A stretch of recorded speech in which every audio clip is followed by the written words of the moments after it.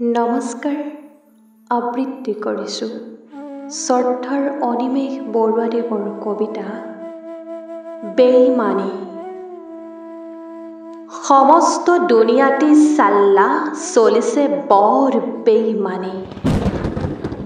সাধাৰণ মানুহবোৰ যেন একোটা ক্ষুদ্ৰকায় প্ৰাণী। অৰ্থৰ বলত সকলোবোৰ হয় উলট পালট।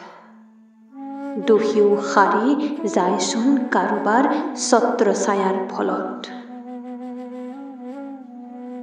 সকলোতে আজি নিজ নিজ স্বাৰ্থবোৰ হৈ থাকে জড়িত,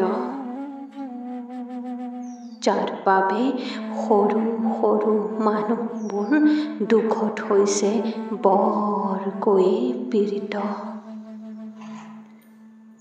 চৌদিশে চলিছে মাথো হত্যা, হিংসা আৰু লুণ্ঠন।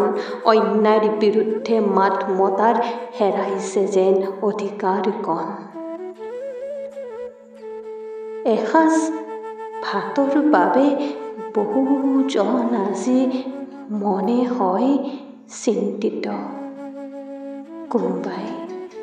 কোনোবাই আকৌ কৰিছে শোষণ প্ৰাপ্যজনক কৰি বঞ্চিত।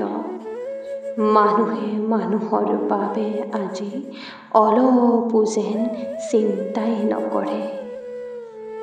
খাটি খোৱা জনকো সময়ত মাথো ব্যৱহাৰহে কৰে।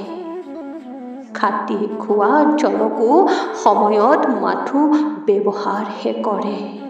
ধন্যবাদ।